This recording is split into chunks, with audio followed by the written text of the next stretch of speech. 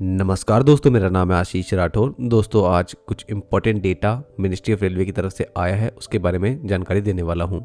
सबसे पहले आप लोगों को बता दूं, एक और अमृत भारत ट्रेन को मिनिस्ट्री की तरफ से अप्रूवल मिल गया है।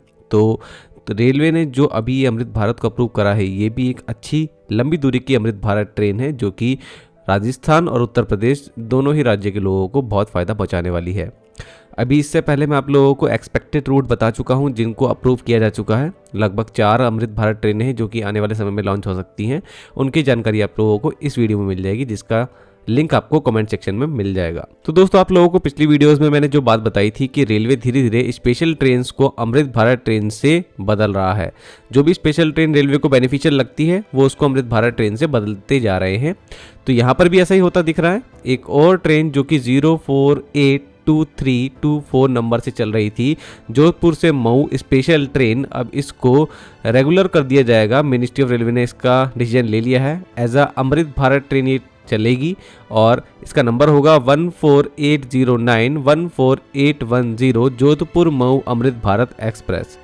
इसके जो स्टेशन है वो कुछ इस प्रकार है। जोधपुर राजस्थान से निकलकर ये ट्रेन बांदीकुई, भरतपुर, मथुरा जंक्शन के रास्ते कानपुर, अनवरगंज, कानपुर सेंट्रल होते हुए शाहगंज जंक्शन के रास्ते मऊ पहुंचेगी।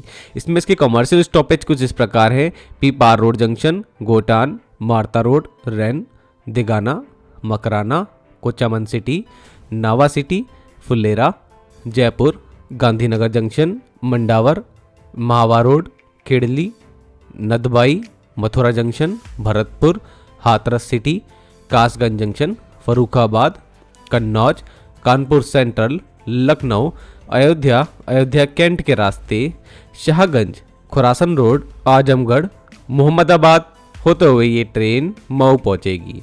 तो कुछ इस प्रकार से ये वीकली ट्रेन होने वाली है। जोधपुर से संडे को अवेलेबल होगी और मऊ से ट्यूसडे को अवेलेबल होने वाली है। तो ट्रेन की कोई भी इन्फॉर्मेशन आगे मिलती है, आप लोगों को सबसे पहले मैं जानकारी दे दूंगा। चलिए अब डेटा देखते हैं, मिनिस्ट्री ने क्या रिलीज किया है।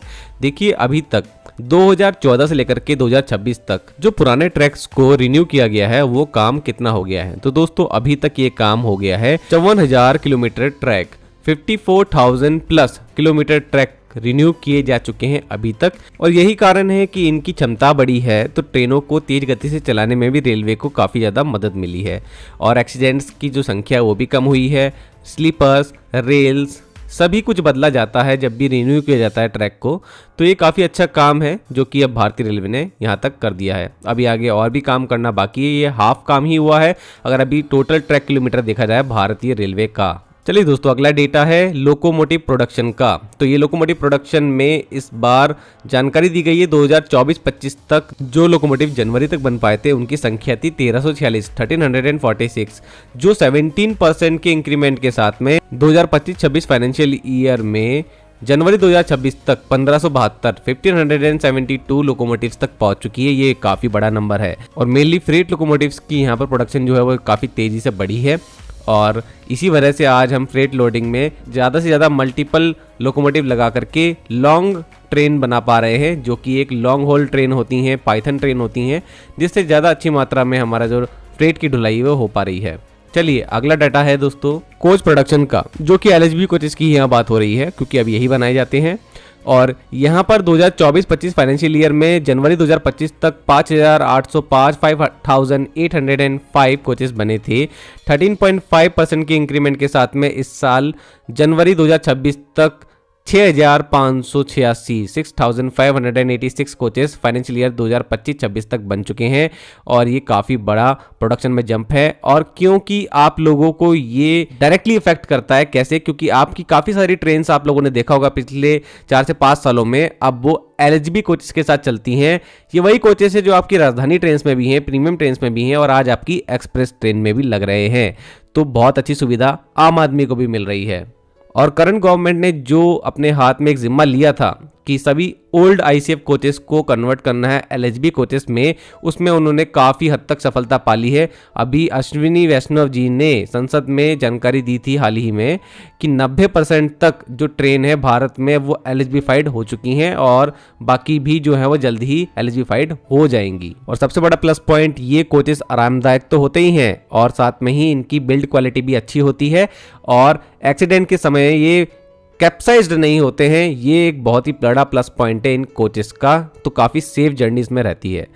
अब ट्रेन बनानी है तो कोचेस के साथ में व्हील की ज़रूरत भी है, और व्हील बनाने में तो भारत को बहुत ज़्यादा ज़रूरत है कि प्रोडक्शन जो है वो ज़्यादा से ज़्यादा बढ़े। तो यहाँ पर दोस्तों 2024-25 के फाइनेंशियल ईयर में जनवरी 2025 तक 2,43,000 2.43 लाख व्हील्स बनाए जा चुके थे। 14% के इंक्रीमेंट के साथ में फाइनेंशियल ईयर 2025-26 में जनवरी 2026 तक यहाँ पर 2.76 लाख व्हील्स बनाए जा चुके हैं। तो 2,76,000 व्हील बनाना एक अच्छा यहाँ पर एक नंबर है जो अचीव करा है भारतीय रेलवे ने, और मार्च एंड तक मुझे लगता है कि काफी अच्छा ये नंबर और बढ़ेगा, और हो सकता है कि 3 लाख को भी ये टच कर ले। तो व्हील्स हैं तो एक्सेल भी चाहिए, तो एक्सेल का डेटा सामने है, और 2024-25 फाइनेंशियल ईयर में जनवरी 2025 तक 74,979 74,979 एक्सेल बने थे।